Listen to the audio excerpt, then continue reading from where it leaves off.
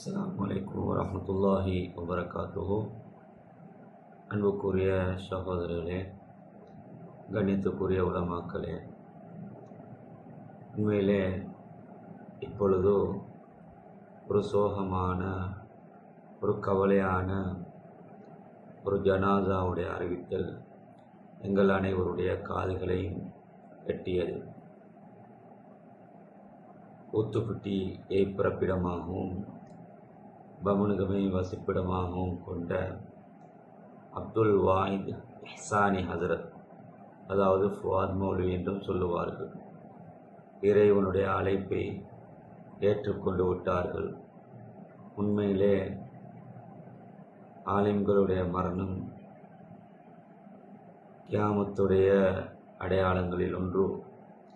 திடீர் மரணங்கள், ஆலிம்களுடைய மரணங்களை எல்லாம் கேள்விப்படுகின்றோம். எந்த காரணமும் இல்லாமல், எந்த நோயும் இல்லாமல் திடீர் மரணச் செய்திகளை, ஆலிம்களுடைய, உலமாக்களுடைய, கல்விமான்களுடைய மரணச் செய்திகளை கேள்விப்படுகின்றோம். இந்த ஜனாசாக்களை வைத்து நாங்கள் ஒவ்வொருவரும் படிப்பினை பெற வேண்டும். ஃபுவாத் மௌலவி அப்துல் வாஹித் ஹசரத் அவர்களை எடுத்துக்கொண்டால், 2 தினங்களுக்கு முன்னால் எனக்கும் கோல் எடுத்து என்னுடன் தொடர்பு கொள்வதற்கு முயற்சித்தார். ஏதோ துரதிர்ஷ்டவசமாக என்னால் அவரோடு கதைக்க கிடைக்கவில்லை. நேற்றும் எடுத்திருந்தார், முந்தநாத்தும் என்னுடைய தொலைபேசிக்கு எடுத்திருந்தார். உண்மையிலே கவலைப்படுகின்றேன். என்னால் பதிலளிக்க கிடைக்கவில்லை என்பதை இட்டு நான் கவலைப்படுகின்றேன். இன்றைய தினம் கெக்கிராவ பகலகமையில் ஜும்மா பிரசங்கம் செய்துவிட்டு வீட்டுக்கு சென்று அசரையும் தொழுதுவிட்டு தூங்கியவர்தான் ஜனாதாவாக எடுக்கப்பட்டிருக்கின்றார். தூக்கத்திலே அவருடைய ஜனாசா. இன்னும் ஒரு கருத்து, பிள்ளைகளோடோ பேசிக்கொண்டிருக்கும் பொழுதோ அவருடைய உயிர் அப்படியே இருந்தது என்பதாக சொல்லுகின்றார்கள். ஏதோ திடீரென்று பகலகமையில் ஃபத்துபா செய்தவர் என்று அசரையும் பமுனுகம பள்ளியில் தொழுவித்து விட்டு வந்தவர் வந்து தூங்கியவரோ அல்லது பிள்ளைகளோடு பேசிக்கொண்டிருந்தவரோ அப்படியே மரணத்தை தழுவியிருக்கின்றார். உண்மையிலே அப்துல் வாஹித் ஹசரத் அவர்களை எடுத்துக்கொண்டால், ஃபுவாத் மௌலவி அவர்களை எடுத்துக்கொண்டால் அல்லாஹ் பொருந்திக் கொள்ள வேண்டும். அடுத்தவர்களுக்கு எப்படியோ தெரியாது. உண்மையிலே நாங்கள் எல்லாம் அவரை விட மிகவும் வயதில் கொஞ்சம் சிறியவர்கள்தான். ஆனாலும் எந்த அளவு கண்ணியப்படுத்த முடியுமோ அந்த அளவுக்கு அழகான முறையில் கண்ணியமாக உலமாக்களோடு பேசக்கூடிய பக்குவமான ஒருவர் தான் அந்த அப்துல் வாஹித் ஹசரத் அவர்கள். அந்த அளவுக்கு இரக்க சிந்தையோடு, கண்ணியத்தோடு, அன்பாக, பண்பாக பேசக்கூடிய ஒருவர் தான் அவர். உண்மையிலே அவருடைய பிரிவு என்னை பொறுத்தவரையில் மிகவும் கவலை அளிக்கின்றது என்று தான் சொல்ல வேண்டும்.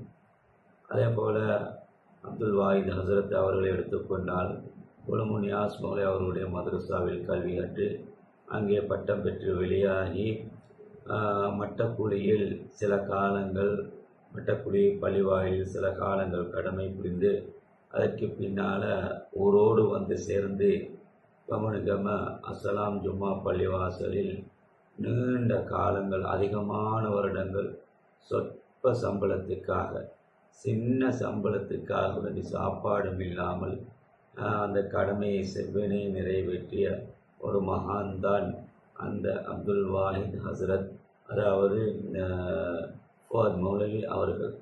2 குழந்தைகள், ஆண் பிள்ளை என்று ஆண் பிள்ளை ஒன்றும் பெண் பிள்ளை ஒன்றும் என்பதாக நினைக்கின்றேன். அவருடைய மனைவி ஏற்கனவே இவ்வுலகை விட்டு பிரிந்து விட்டார்கள். அவரும் மனைவியை பிரிந்து நான் நினைக்கின்றேன் ஒரு சில வருடங்களில் அவரும் இறைவனுடைய அழைப்பை ஏற்று அவரும் மன்னரையை நோக்கி செல்வதற்காக வேண்டி காத்து கொண்டிருக்கின்றார். இறை அழைப்பை ஏற்றுவிட்டார். அல்லாஹ் அவரை பொருந்திக் கொள்ள வேண்டும். அவருடைய பிள்ளைகளுக்கு அல்லாஹ் பொறுமையை கொடுக்க வேண்டும். சின்ன பிள்ளைகள், திருமணம் முடிக்காத பிள்ளைகள், இருவரும் படிக்கக்கூடிய பிள்ளைகள். அவர்களுக்கு அல்லாஹ் பொறுமையை கொடுக்க வேண்டும் என்று ஒவ்வொருவரும் பிரார்த்தனை செய்து கொள்ளுங்கள். உண்மையிலே அப்துல் வாஹித் ஹசரத்தை எடுத்துக்கொண்டால் எல்லோரும் பகிரக்கூடிய ஒரு செய்திதான், நல்ல இபாதத்தாளி, நல்ல மனிதர், நல்ல அஹ்லாக்குடைய ஒரு சிறந்த மனிதர். இப்பொழுதும் என்னோடு நான் இந்த வீடியோவை பதிவு செய்து கொண்டிருக்கும் பொழுது சொல்லிவிட்டு போகின்றார். ஹசரத் உண்மையிலே அப்துல் வாஹித் ஹசரத்தை பொறுத்தவரையில் சிறந்த ஒரு மனிதர், நல்ல சாலிகானவர், நல்ல தக்குவா உள்ளவர், நல்ல பெருமதியானவர், நல்ல சாந்தமான குணமுடையவர் என்றெல்லாம் அடுக்கிக் கொண்டே போகின்றார். அந்த அளவு சிறப்பான ஒரு மனிதரைத்தான் கெக்கிராவுடைய உலமா சமூகமும் கெக்கிராவில் வாழக்கூடிய மக்களும் இழந்திருக்கின்றது. அதாவது எல்லா கிராமங்களுக்கும் ஜும்மாவுக்கு செல்லக்கூடியவர், எல்லா கிராமங்களிலும் அவர்களை தெரியாதவர்கள் யாரும் இருக்க மாட்டார்கள் என்று நினைக்கின்றேன். அப்படியான சாதுவான ஒரு மனிதர். உலமாக்களுடைய பிரிவு இந்த ஆழத்துடைய பிரிவு என்பதாகத்தான் நினைக்க வேண்டும். ஒரு ஆலிம் மரணிப்பது இஸ்லாத்தில் ஒரு ஓட்டை விழுகின்றது என்பதாக ரசூலுல்லாஹி ஸல்லல்லாஹு அலைஹி வஸல்லம் அவர்கள் சொன்னார்கள். ஒரு கபீலா மரணிப்பதை விட ஒரு ஆலிமுடைய இழப்பு இஸ்லாத்தில் மிகவும் விசாலமானது என்பதாக நபி ஸல்லல்லாஹு அலைஹி வஸல்லம் அவர்கள் சொல்லி காட்டினார்கள்.